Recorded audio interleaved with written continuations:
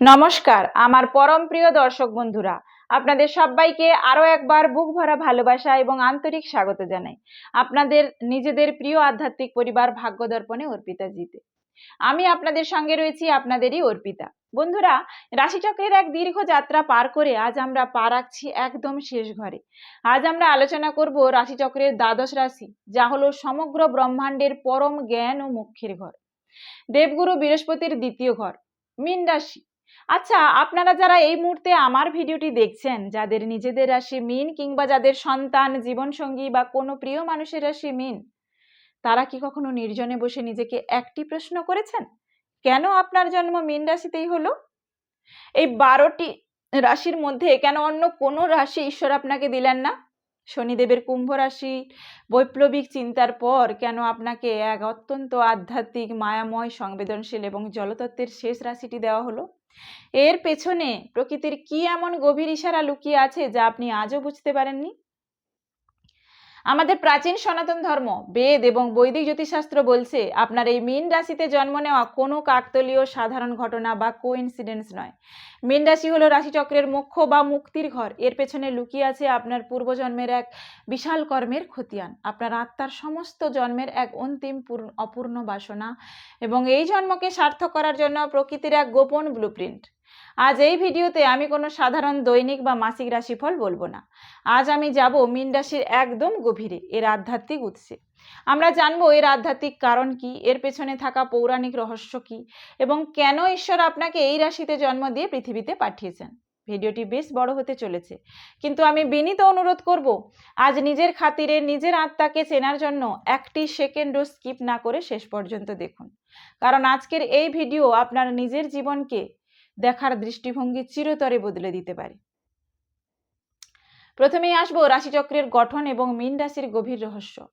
এই গভীর রহস্যটা বুঝতে গেলে আমাদের প্রথমে মহাকাশ এবং বৈদিক জ্যোতিষের গণিতকে একটু সহজ ভাষায় বুঝতে হবে। আমাদের এই সমগ্র ব্রহ্মাণ্ড বা ভূচক্রের 330 ডিগ্রি থেকে 360 ডিগ্রি, মানে একদম শেষ পর্যন্ত অংশকে বলা হয় মীন রাশি। আমাদের শাস্ত্রে মীন রাশিকে বলা হয় কালপুরুষের চরণ বা পায়ের পাতা।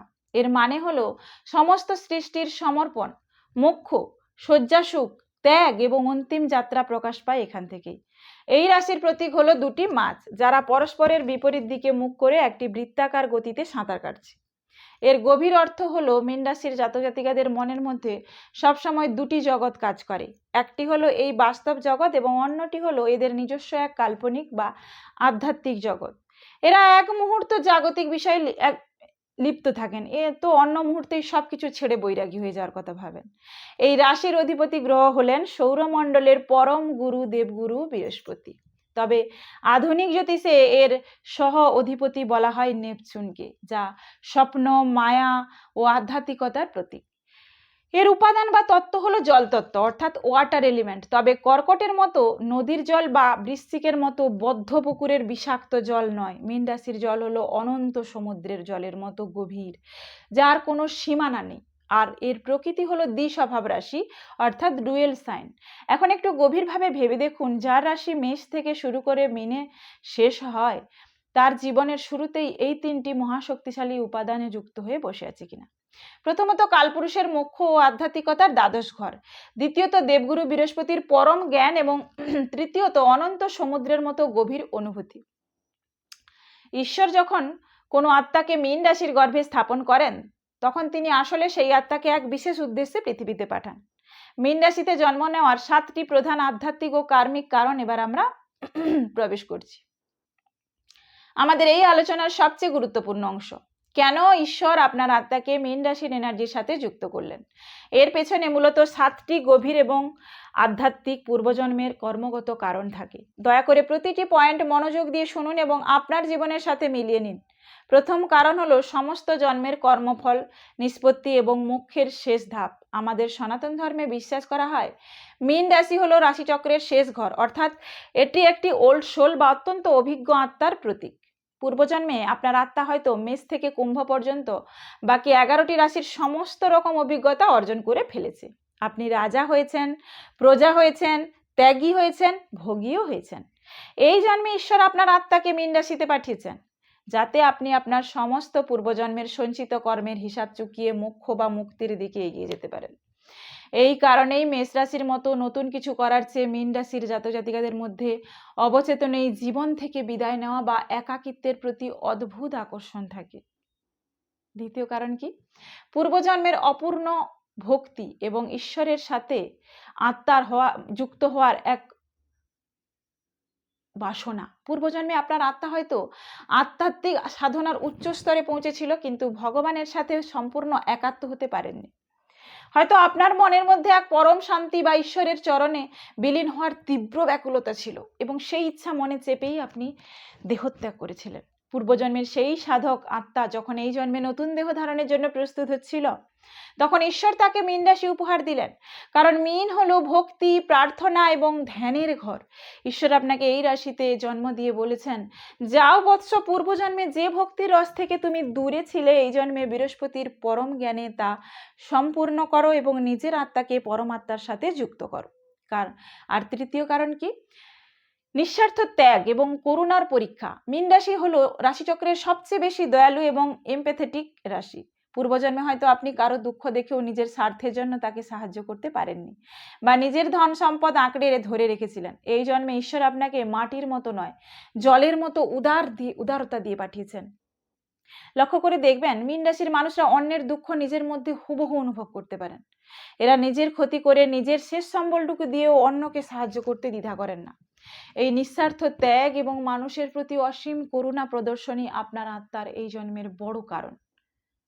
এরপর আসি চতুর্থ কারণ, বাস্তব জগতের মায়া এবং কাল্পনিক জগতের দ্বন্দ্ব থেকে মুক্তি। মীন রাশির জাতকদের এক জীবনে একটি বড় সত্য হলো, এরা এই বাস্তব জগতের নোংরা রাজনীতি, ছলনা এবং চতুরতা সহ্য করতে পারেন না। কেন জানেন? কারণ পূর্বজন্মে আপনার আত্মা এমন এক সুন্দর, পবিত্র ও আধ্যাত্মিক জগতে ছিল যেখানে কোনো ছলনা ছিল না। এই জন্মে যখন আপনি এই কলিযুগের রূঢ় বাস্তবের মুখোমুখি হচ্ছেন, তখন আপনার মন ভেঙে যায়। এই কারণেই মীন রাশির জাতক জাতিকাদের মধ্যে স্বপ্ন দেখা বা এক কাল্পনিক জগতে বেঁচে থাকার প্রবল প্রবণতা থাকে। ঈশ্বর আপনাকে এই রাশিতে পাঠিয়েছেন যাতে আপনি বুঝতে পারেন যে এই দৃশ্যমান জগৎ এক মায়া, এবং এর আড়ালে পরম সত্যকে চেনাই আপনার মিশন। এবার আসি পঞ্চম কারণ, তীব্র অন্তর্দৃষ্টি এবং আধ্যাত্মিক শক্তির পরীক্ষা। বৃহস্পতি এবং জলতত্ত্বের মেলবন্ধনের কারণে মীন রাশির জাতকদের সিক্সথ সেন্স বা অন্তর্দৃষ্টি ব্রহ্মাণ্ডের সমস্ত রাশির চেয়ে সবচেয়ে বেশি তীব্র হয়। এবং পূর্বজন্মে আপনি আধ্যাত্মিক জগতের রহস্যময় যে স্তরে ছিলেন, এই জন্মে ঈশ্বর আপনাকে এক অলৌকিক ক্ষমতা দিয়ে পাঠিয়েছেন, যার মাধ্যমে আপনি কোনো ঘটনার ভালো মন্দ বা কোনো মানুষের আসল উদ্দেশ্য আগে থেকেই মনে মনে বা স্বপ্নের মাধ্যমে জেনে নিতে পারেন। কিন্তু এর সাথে একটি পরীক্ষাও থাকে। আপনার এই তীব্র অনুভূতিকে অবসাদ বা অলসতায় রূপ নিতে না দিয়ে কিভাবে আধ্যাত্মিক শক্তিতে রূপান্তর করবেন, সেটাই হলো আপনার আসল পরীক্ষা। এবার আসবো ষষ্ঠ কারণ, সম্পর্কের মধ্যে ধোঁকা এবং কার্মিক ঋণ শোধ। লক্ষ্য করে দেখবেন, মীন রাশির জাতক জাতিকারা জীবনে যাকে সবচেয়ে বেশি ভালোবাসেন, যার জন্য সবচেয়ে বেশি করেন, শেষ পর্যন্ত তার কাছ থেকে সবচেয়ে বড় ধোঁকা বা বিশ্বাসঘাতকতা পান। এটা আপনাদের জীবনে বারবার ঘটে। এর আধ্যাত্মিক কারণ হলো, পূর্বজন্মে কিছু কঠিন কার্মিক ঋণ শোধ করার জন্য আপনাদের এই ধোঁকাগুলো সহ্য করতে হয়। ঈশ্বর আসলে আপনার চারপাশের সমস্ত মায়ের বন্ধন এক এক করে ভেঙে দিচ্ছেন, যাতে আপনি মানুষের উপর ভরসা করা ছেড়ে দিয়ে পরমেশ্বরের উপর ভরসা করতে শেখেন। এবার আসি সপ্তম কারণ, জাগতিক আসক্তি এবং মায়ার বন্ধন মুক্তির চূড়ান্ত পরীক্ষা। ঈশ্বর যখন কাউকে এত গভীর অনুভূতি, নিঃস্বার্থ মন এবং আধ্যাত্মিক দূরদর্শিতা দেন, তখন তার সাথে একটি বড় পরীক্ষাও জুড়ে দেন। মীন রাশির জাতকদের এই জন্মে পাঠানোর সপ্তম এবং সবচেয়ে বড় কারণ হলো তাদের নিজেদের অতিরিক্ত আসক্তি বা অ্যাটাচমেন্ট এবং বাস্তব বিমুখতাকে জয় করার পরীক্ষা। মীন রাশির মানুষরা খুব দ্রুত মানুষের প্রতি বা পরিস্থিতির প্রতি আসক্ত হয়ে পড়েন এবং পরে কষ্ট পান। এই জন্মে ঈশ্বর আপনাকে দেখছেন যে আপনি কি এই মায়ার সংসারে এসে চোখের জলে নিজেকে ডুবিয়ে দেবেন, নাকি সমস্ত দায়িত্ব পালন করেও মনের দিক থেকে পদ্মপাতার জলের মতো অনাসক্ত থাকতে পারবেন। মীন রাশির ভেতরের গভীর আলো নিয়ে আলোচনা করব। ঈশ্বর দত্ত অলৌকিক শক্তি নিয়ে আলোচনা করব। বন্ধুরা, ঈশ্বর যখন আপনাকে মীন রাশিতে পাঠিয়েছেন তখন তিনি আপনাকে শুধু চোখের জল দেননি, তার সাথে আপনাকে এমন কিছু বিশেষ পাওয়ার বা ঈশ্বরদত্ত শক্তি দিয়েছেন যা অন্য রাশির মানুষরা সহজে পায় না। প্রথম শক্তি হলো অলৌকিক সিক্সথ সেন্স এবং দিব্যা স্বপ্ন। মীন রাশির মানুষরা অনেক সময় এমন কিছু স্বপ্ন দেখেন যা ভবিষ্যতে হুবহু মিলে যায়। এদের মনের ভেতরের প্রথম যে অনুভূতি বা ভাইবস তৈরি হয় তা কখনো ভুল হয় না। দ্বিতীয় শক্তি হলো অপরিসীম সৃজনশীলতা ও কল্পনা শক্তি। চন্দ্র যেমন কর্কটকে আবেগ দেয়, বৃহস্পতি মীনকে দেয় এক বিশাল গভীর কল্পনা শক্তি। এরা খুব ভালো লেখক, কবি, মিউজিশিয়ান, চিত্রশিল্পী বা আধ্যাত্মিক গুরু হতে পারেন। এদের সৃষ্টির মধ্যে এক পরম স্বর্গীয় স্পর্শ থাকে। তৃতীয় শক্তি হলো নিঃস্বার্থ ভালোবাসার ক্ষমতা। এরা কোনো শর্ত ছাড়া মানুষকে ভালোবাসতে পারেন। এদের এই ক্ষমা করার এবং অন্যকে আপন করে নেওয়ার ক্ষমতা এদের ঈশ্বরে খুব কাছাকাছি নিয়ে যায়। এবার আসি গুরুতর সতর্কবার্তা নিয়ে।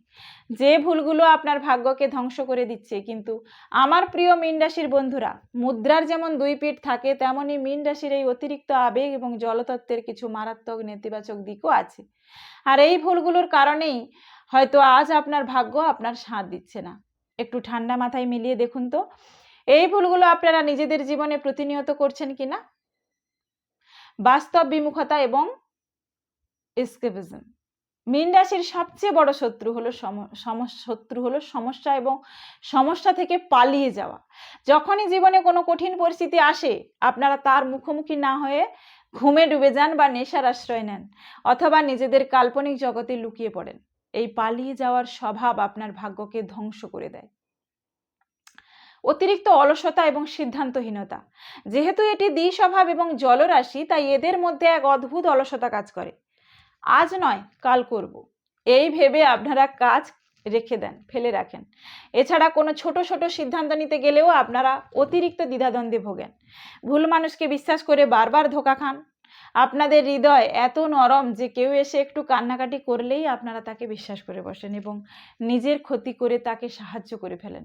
এই অতিরিক্ত অন্ধবিশ্বাসের কারণে ধূর্ত মানুষেরা আপনাদের বারবার ব্যবহার করে চলে যায়। অতিরিক্ত ওভার থিঙ্কিং এবং ভিকটিম মেন্টালিটি। আপনারা কোনো পুরনো দুঃখ বা আঘাত নিয়ে সারাক্ষণ মনের মধ্যে চিন্তা করতে থাকেন এবং ভাবতে শুরু করেন যে সবাই আমার সাথে খারাপ করে, ঈশ্বরও আমার সাথে নেই। এই নেতিবাচক চিন্তা আপনার ভাগ্যকে আটকে দেয়। এই জন্মে আসল মিশন এবং ভাগ্য খোলার কিছু অলৌকিক প্রতিকার আপনাদের দেব। এই মীন রাশির জাতক হিসেবে আমাদের এই জন্মের আসল উদ্দেশ্য বা লাইফ মিশনটা ঠিক কি? ঈশ্বর আমাদের থেকে ঠিক কি চান? আপনার জীবনের আসল উদ্দেশ্য হলো সংসারে থেকেও বৈরাগী হওয়া। অর্থাৎ আপনি আপনার সমস্ত সামাজিক ও পারিবারিক দায়িত্ব অত্যন্ত সুন্দরভাবে পালন করবেন, কিন্তু মনের দিক থেকে কোনো কিছুর প্রতি অতিরিক্ত আসক্তি হবেন না। আপনার ভেতরের যে অসীম করুণা ও জ্ঞান রয়েছে তা দিয়ে মানুষের সেবা করুন।